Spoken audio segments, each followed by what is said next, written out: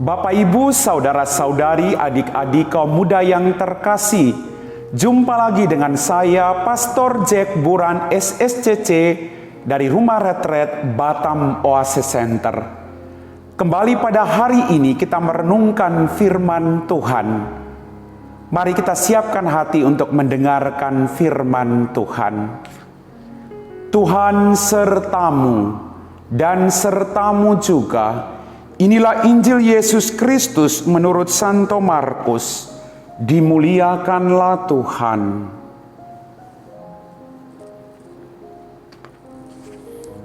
Pada suatu hari, Yesus memanggil orang banyak dan berkata kepada mereka, "Dengarlah aku dan camkanlah ini. Apapun dari luar yang masuk dalam seseorang tidak dapat menajiskan dia. Tetapi yang keluar dari seseorang, itulah yang menajiskannya." Sesudah itu Yesus masuk ke sebuah rumah untuk menyingkir dari orang banyak. Maka murid-murid bertanya kepada Yesus tentang perumpamaan itu. Yesus menjawab, "Apakah kamu juga tidak dapat memahaminya? Camkanlah. Segala sesuatu yang dari luar masuk dalam seseorang tidak dapat menajiskan dia, karena tidak masuk dalam hati, tetapi ke dalam perutnya lalu dibuang di jamban." Dengan demikian, Yesus menyatakan semua makanan halal. Yesus berkata lagi, "Apa yang keluar dari seseorang itulah yang menajiskannya.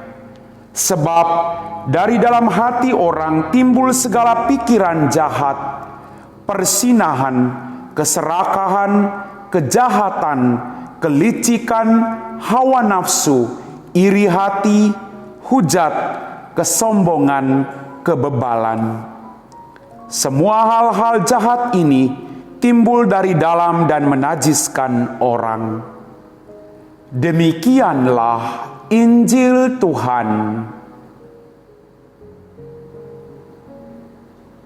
Bapak, Ibu, saudara-saudari, adik-adik kaum muda yang terkasih, Shalom. Apa kabar hari ini? Semoga kita semua selalu diberikan kesehatan, sukacita berlimpah yang datang dari Tuhan. Apapun situasi hidupmu hari ini, tetaplah bersyukur. Bapak, Ibu, saudara-saudari, adik-adik kaum muda yang terkasih, dalam kehidupan kita, kadang kita ditegur atau dinasihati oleh orang lain karena kita melakukan kesalahan. Kalau kita punya disposisi batin yang baik, kita berjuang untuk merefleksikan apa yang menjadi nasihat dan teguran orang lain terhadap diri kita. Kita lalu berpikir, orang itu baik ya.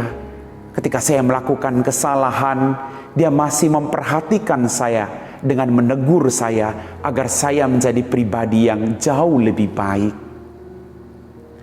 Tapi dalam kehidupan kita, kadang ketika kita ditegur atau diberi nasihat oleh orang lain, lalu muncul kemarahan, kebencian, iri hati, dendam. Kadang kita mengatakan kepada orang yang menegur kita, "Kamu pikir dirimu jauh lebih baik daripada saya." Kita lalu membela diri kita. Maka benar apa yang dikatakan Yesus. Yang masuk ke dalam diri kita itu tidak menajiskan kita. Tapi yang keluar dari diri kita, itulah yang menajiskan. Maka tergantung dari disposisi batin kita. Bagaimana kita menilai secara baik apa yang masuk ke dalam diri kita. Sehingga yang keluar dari diri kita adalah hal-hal yang baik. Bapak, Ibu, saudara-saudari, adik-adik kaum muda yang terkasih, saya ambil contoh sederhana. Ketika Anda menikah, Anda hidup dalam keluargamu. Lalu ketika Anda melakukan kesalahan sebagai seorang suami atau sebagai seorang istri, dan ketika Anda ditegur oleh pasangan hidupmu, Anda lalu kecewa. Anda lalu diam 1000 bahasa. Padahal yang ditegur adalah hal-hal yang baik karena dia menganggap Anda sebagai bagian dari hidupnya. Kalau teguran itu mendatangkan berkat dan keselamatan bagi dirimu, harusnya kita merenungkan itu secara baik dan menerima itu dengan sukacita. Kalau memang teguran dari orang lain itu tidak sesuai atau tidak benar dengan apa yang kita lakukan, maka yang dituntut dari kita adalah disposisi batin. Kita tenang dulu, kita ambil waktu yang tepat, lalu kita menyampaikan apa yang menjadi kebenaran. Maka yang keluar dari diri kita adalah ketenangan. Bagaimana kita menghadapi persoalan itu. Tapi justru sebaliknya ketika kita ditegur lalu kita membela diri kita, kita pun marah terhadap pasangan hidup kita, maka yang keluar itu hal-hal yang tidak baik. Diam, marah, benci. Maka mari Bapak Ibu, kita belajar dari firman Tuhan hari ini.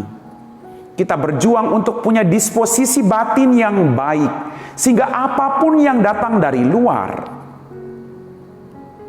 tidak membuat kita menjadi marah, benci, iri hati. Tetapi kita merenungkan dengan hati yang tenang dan pikiran yang tenang. Maka apapun yang keluar dari diri kita adalah ketenangan dan kedamaian. Semua orang pasti butuh kedamaian. Semua orang pasti butuh ketenangan dan sukacita. Maka kembali kepada diri kita. Apapun persoalan yang sedang kita hadapi, kalau kita menghadapi itu secara tenang, maka kita tidak takut, kita tidak marah, kita tidak berontak bahwa Tuhan meninggalkan kita. Kalau kita mau kembali ke diri kita dan bertanya, Tuhan, di balik setiap pergumulan saya saat ini, di balik setiap teguran orang terhadap diri saya saat ini, apa maumu Tuhan? Berikan saya kerendahan hati untuk mendengarkan orang lain. Jauhkan saya dari kemarahan, kebencian, iri hati, dendam. Maka kita akan jauh lebih tenang Bapak Ibu. Banyak sekali orang yang memutuskan untuk bercerai. Karena orang tidak lagi berpikir secara tenang. Orang hanya mendengarkan sepihak dari orang lain. Lalu orang mengambil keputusan. Tapi coba, ketika ada persoalan, suami istri duduk dari hati ke hati, berbicara secara tenang, saling mendengarkan satu sama lain, maka yang keluar dari diri kalian adalah pengampunan dan permintaan maaf atas kesalahan yang telah Anda buat, yang melukai pasangan hidup Anda masing-masing. Bapak Ibu, saudara-saudariku yang terkasih, kemarahan dan kebencian yang keluar itulah yang menajiskan kita. Kemarahan dan kebencian itu yang membuat kita menderita.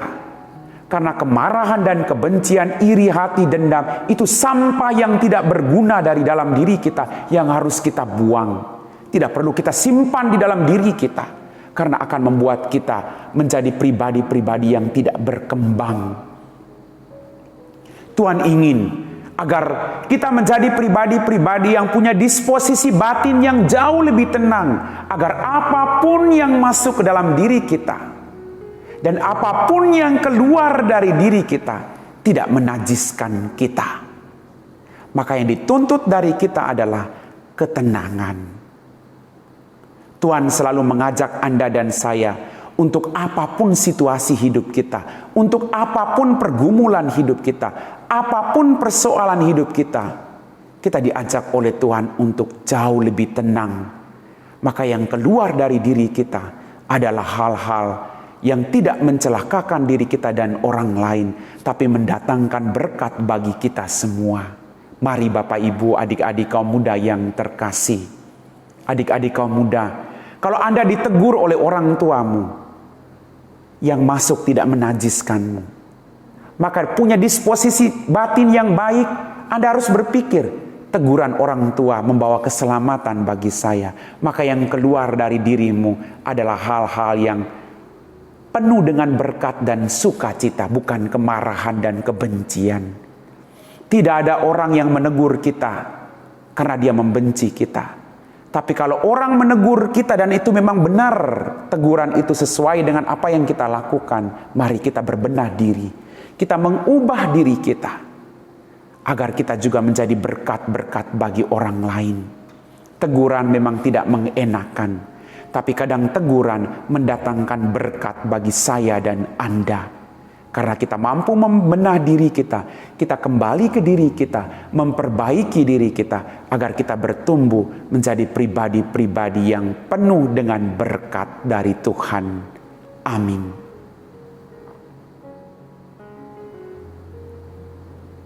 Bapak, Ibu, saudara-saudari, adik-adik kaum muda yang terkasih, setelah kita mendengarkan dan meresapi firman Tuhan, mari kita siapkan hati kita untuk berdoa. Dalam nama Bapa dan Putra dan Roh Kudus. Amin. Allah Bapa kami yang kekal dan kuasa, semoga berkat sakramen cinta kasih ini, kami belajar dari teladan Santa Skolastika. Kiranya kami mampu mengutamakan Dikau di atas segala-galanya, dan di dunia ini hidup sebagai manusia baru yang penuh dengan cinta kasih, demi Kristus Tuhan dan pengantara kami. Amin. Tuhan sertamu dan sertamu juga. Semoga kita sekalian, orang-orang yang kita doakan, pekerjaan kita hari ini, diberkati oleh Allah yang Maha Kuasa, dalam nama Bapa dan Putra dan Roh Kudus. Amin.